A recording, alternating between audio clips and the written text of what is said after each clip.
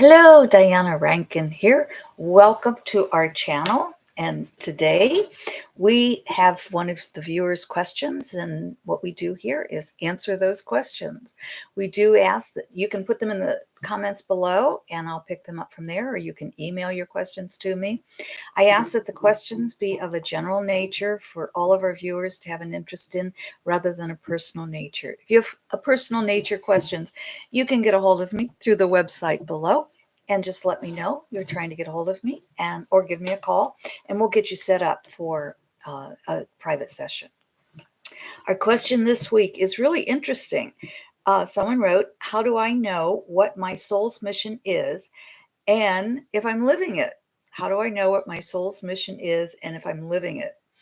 Well, oh, excuse me. I just had lunch and I didn't brush my teeth afterwards. And that's kind of a response there to get rid of any food that's left. Anyway, what we will also do is get a message from one of my books. It's the Master's Book of Answers by Phillip.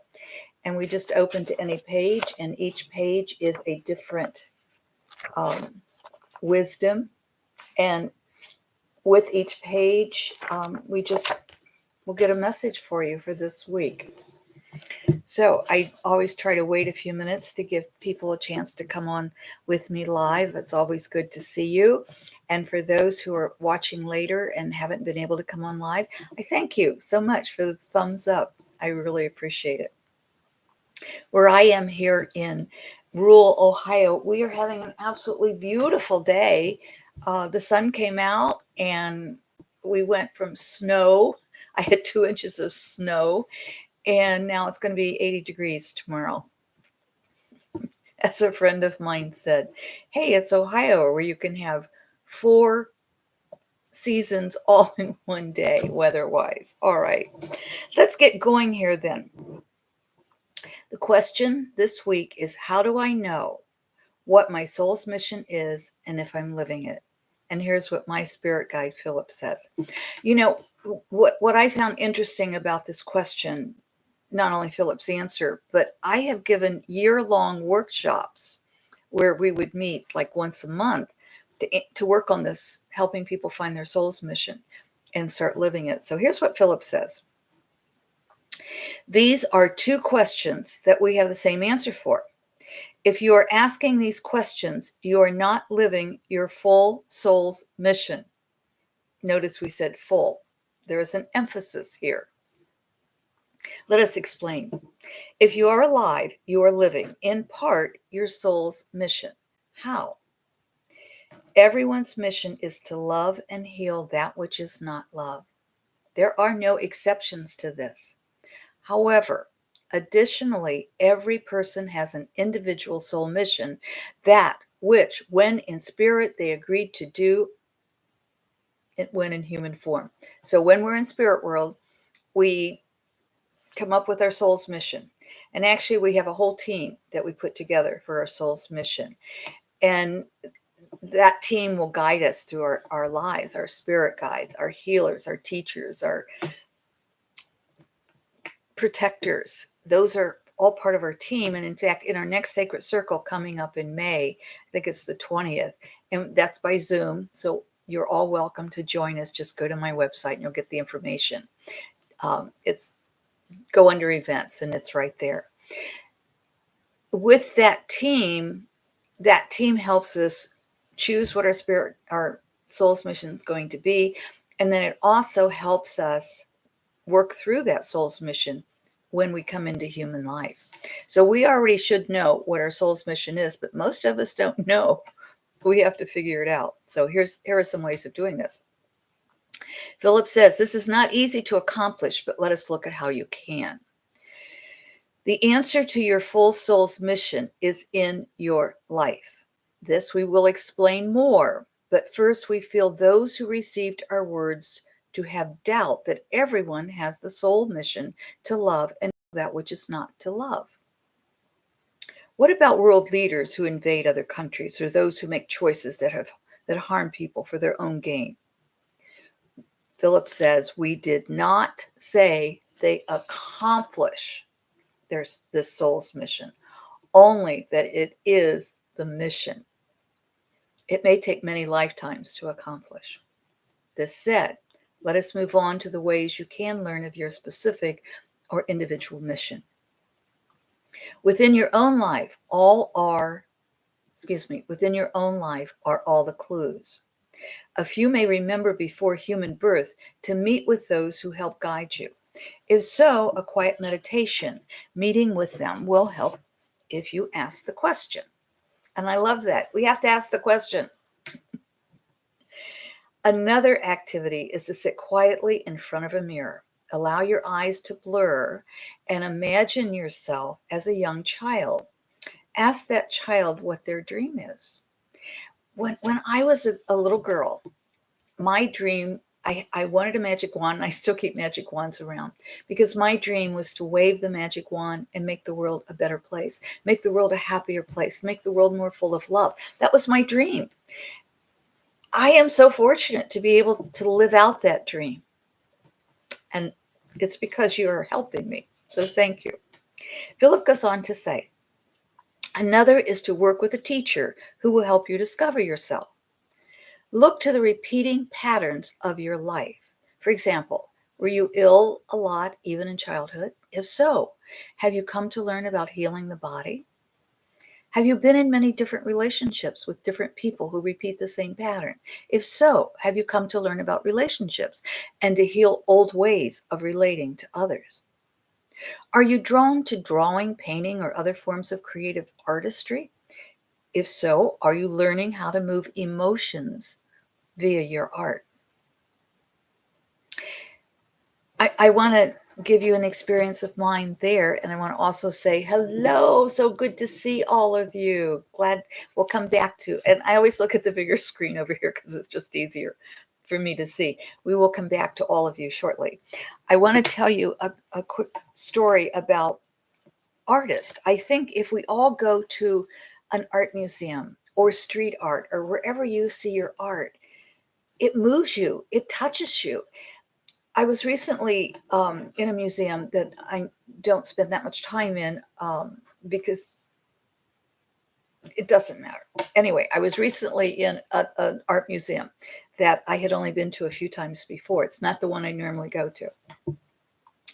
And there was an exhibit there. It was Black History Month. And the exhibit tore me apart, just what I was reading, what I was seeing. And even though so much of it I already knew, but the art of it, seeing it as a piece of art was so difficult. And so I needed to just walk away after a while. And I went out, and in another room in the museum was these most magnificent pieces of art that you could stand or sit near. Like one was paintings of stones, white, like there was snow, and it was still wintertime out. But then I saw the spring flowers coming up through the snow in this sculpture. And I just wanted to stand there after this very emotional and difficult to really be a part of this other artwork, and then to come out into the calm and serene. So if you're being called to do that, please do not think what you're doing isn't your soul's mission, because it sure seems to me it is. And I think that's what Phillip is telling us. He goes on to say, must you put words on paper? And if so, what are you drawn to write? Is it to inform, to teach, to inspire? I'm a writer. I'm a speaker. I'm a coach. I'm intuitive, psychic. I'm here to help people love more. That's my life's mission. Phillip goes on to say, those who ask themselves these questions may find they are living their soul's mission already and are ready to take it to a higher level, or they are ready to begin the journey. So if you're asking yourself, if you're looking at your life and you're asking yourself, how does that play into my soul's mission? If you're asking that question, you're either ready to take your life to a new level using your soul's mission, or you're ready to start really working in your soul's mission. Whether you work alone, with a teacher or in a group, you will discover your full mission step by step until one day you become aware you are now living your soul's mission. For all, the soul's mission is to evolve to the highest level the being is ready for and capable of achieving. I'm going to read that part again. For all, the soul's mission is to evolve to the highest level the being is ready for and capable of achieving. The mission may be as simple as and as difficult as learning to love, learning and practicing compassion, generosity, patience, forgiveness. How one learns is within the clues of one's life. The mission may be more complex in that which learning and practicing love and her attributes. One is also to demonstrate the learnings, such as in art, writing, healing, or teaching, as we've talked about. This then will be discovered as your life is examined. The desire to learn and the study of self is all that is required as long as one practices love. And you know, my friends, that starts with love for self. That's where it all has to start. Well, Judith, hello. And Judith was earlier I was talking about the shift in weather, and Judith says, "Oh boy, that is quite a shift in weather." Yes, it was. And believe me, we're having trouble with it. Annika says, "Hi, Diane and Philip. Happy Friday and weekend. Thank you. And a happy Friday and weekend to you." Lexi Luna says, "Hi, Diane and Philip. What a fabulous Friday it is. Sending love and blessings your way." Yes, absolutely. Yante says, "Hello, Diane and Philip and everyone." Yante says, "Wishing each one of you a great weekend." Thank you. And Lexi Luna says, "Thank you so much, Yante. Wishing you and everyone a wonderful weekend too." And Yante says, "Very welcome and thank you." Well, yes, a happy weekend to all of you. I'm hopefully going to get outside. Between the rain and the snow, I still have puddles and the grass keeps growing. And I said it was growing through the snow, other than the snow was deep enough, it was covering it.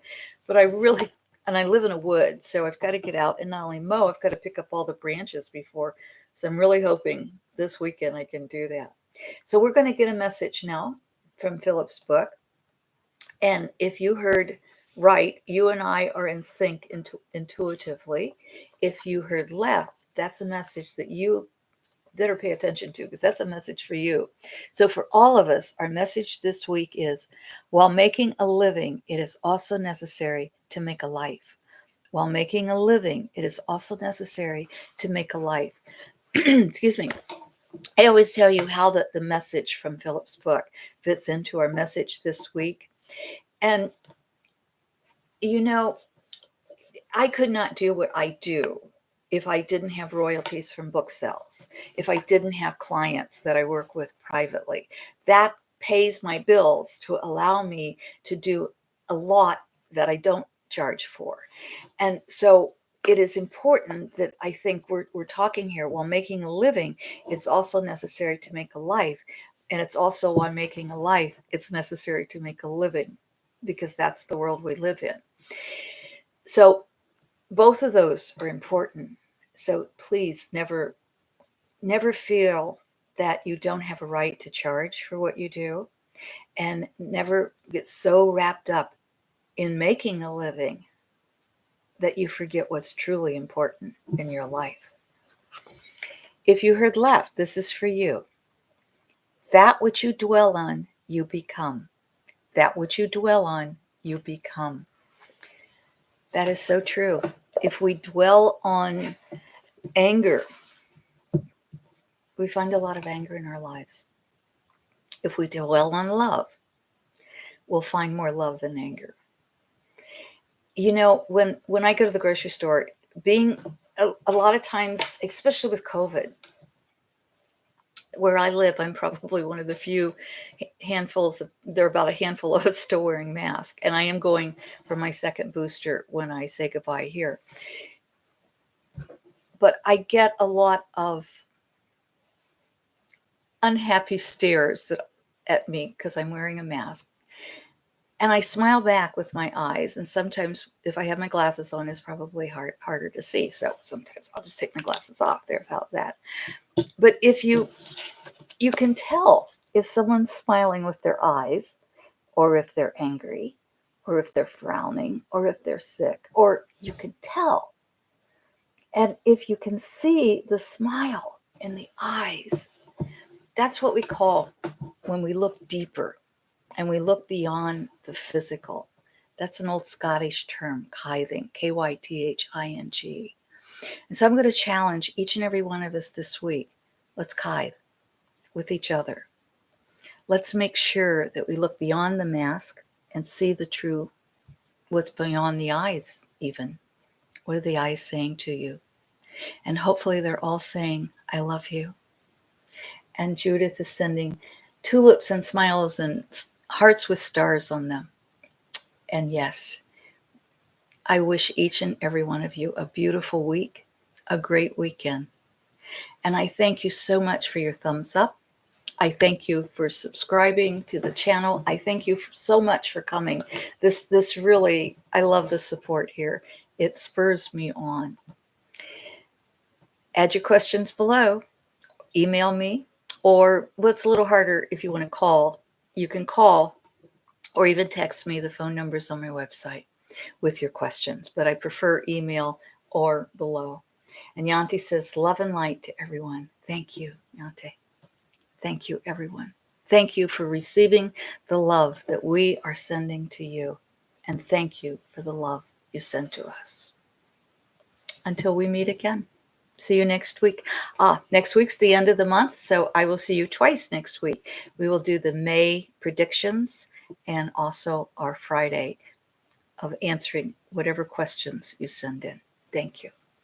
Until then, and thank you all. I so appreciate your being here. Thank you.